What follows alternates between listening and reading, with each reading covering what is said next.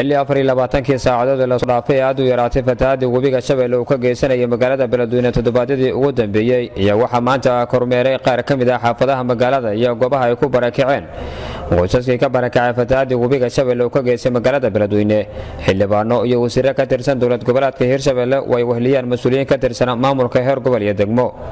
mas'uuliyiintan ayaa inta kormeerkaas ay wadaan waxa kulamo kala duwan oo xog wareysi ku aadan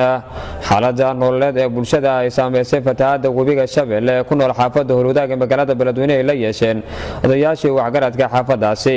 kormeerka kadib ayaa ugu horeyn waxa warbaahinta kula hadlay xaafadda Hurwadaag ee magaalada Beledweyne gudoomiye ku-xigeenka maamulka iyo maaliyadda gobolka Hiiraan Xasan Ibrahim Cabdulle anaga u kurgalayna xaaladda ka jirta dhabta ah ee aan halkaas ku soo aragnay waxay ahaayeen dad aad u liitan oo aan haysan hooy waxay cunaan iyo waxay cabaanba waxaan soo kormeernay dhammaan meelaha ay ku barakaceen dadkii fatahaadihii ka qaxay ka barakacay waxaan leenahay ummadda Soomaaliyeed ee wax haysata ganacsatada reer Hiiraan Soomaali iyo dawladda federaalka iyo Hirshabeellaba inay ugu soo gurmadaan sidii dadkan wax ku soo gaarsiin lahaayeen sidii dadkan aan haysanin meel ay okortaan waxay cunaan iyo waxay cabaanba in lala soo gaaro annagoo xaqiijinayna dadka tirada saxda ee halkaas ku qaxday iyo meelaha kala joogaanba waxaan rabnaa caafimaadku dadka ka shaqeeya hay'adaha samafalka gobolka Hiiraan ee caafimaad ka shaqeeya iyo dawladda federaalka iyo mid Hirshabeellaba inay sida ugu dhaqsiyaha badan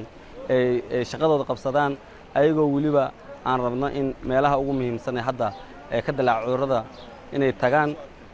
waan kaga mahadcelinaynaa dadkii hore wax u qabtay haba yaraadaane sidoo kale xildhibaan Maxamed Cabdiraxmaan Qayre oo ka mid ah xubnaha kormeerka sameeyay ayaa faahfaahin ka bixiyay ujeedka kormeerka waxaana uu sheegay in ujeedkoodu ahaa uu kuurgalida xaaladda nololeed ee dadka ay saameysay fatahaadda webiga Shabeelle oo qaarkood ku go'doonsan xaafadda Hurwadaag ee magaalada Beledweyne inkastoo saacadihii ugu dambeeyay ay aad u yaraatay fatahaadda webiga Shabeelle ee magaalada Beledweyne waxaa maalmihii ugu dambeeyay aan wadnay assessment ama kormeer baahiyaha deegaanka ka jiro maadaama aan ognahay magaalada Beledweyne guud ahaanteeda 95% inay biyaha ay qaadeen afarta xaafadood ee degmada Beledweyne ka kooban tahay guud ahaan ay biyaha ay wada gaareen waxaan maanta kormeerkii ugu dambeeyay aan ku soo marnay xaafadda Hurwadaag iyo Buundaween maadaama maanta biyihii aad u yaraadeen mahad Ilaahay aan ugu mahadcelinaynaa taas ayaan noo suurtagelisay maanta inaan soo gaarno Hurwadaag iyo Buundaween sidaas darteed waxaan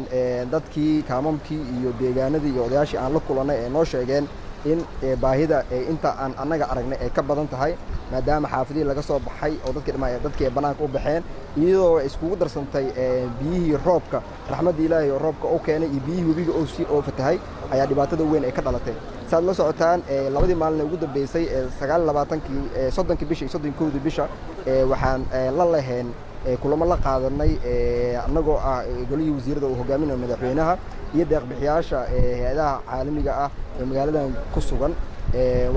iyo AMISOM taasoo aan uga hadalnay qaabkii gargaarka ee magaaladan Beledweyne ee soo gaari doona iyo kuwa hadda la haayo iyo baahida jirto iyo dadka barakacay oo lagu qiyaasay inta u dhaxayso 55,000 ilaa iyo 65,000 oo qoys inta u dhaxayso oo isla magaalada gudaheeda iyo banaankeedaba gudaheeda aan dhina banaanka magaalada dadka u wada baxeen iyo dadkii oo dul fulay dadkii ehelada ahaa halkii gurigii badbaadi waxa degtay sida xogta aan ku helnay ugu yaraan 10 qoys marka annaga iyo hay'adii waxaan ka wada hadalnay qaabkii gargaarka loo gaarsiin lahaa dadka tabaalaysan ee rasmiga baahida rasmiga ah qabo iyo sidii aysan u dhicin in hal meel kaliya gargaarka uusan gaarin oo dadka go'doonsan iyo dadka fogfog la gaarsiiyo gurmadka waxaan ugu mahadcelinaynaa midaas inay nala qaateen hay'adihii iyo deeq bixiyaasha caalamiga ah waxaan kaloo rabaa inaan halkan baaq ugu diro in dadka walaalaha Soomaaliyeed dal iyo dibad meel kasto caalamka ay ugu noolyihiin ee jeebkooda bixiyaan waxay xukuumadda furtay akoon loogu talagalay gurmadka akoonkaasna waa mid aamin ah waxa gacanta ku hayo dad loo xil saaray xaqiijinta dadkaas dhaqaalaha inuu gaaro sidoo kale waxaa socdo gargaar ee wadaan dhalinyarada gurmad Beledweyne la baxay oo gudaha magaalada Beledweyne iyo Muqdisho iyo gobolada dalka iyo adduunka caalamka joogo iyagana waxaan aad iyo aad ugu mahadcelinayaa in gargaarka si laba jibaaraan deeqda la soo helna dadka saxda ah ee loogu talagalay la gaarsiiyo Khalid Maxamed Ismaaciil Kacse telefishinka Somali News Beledweyne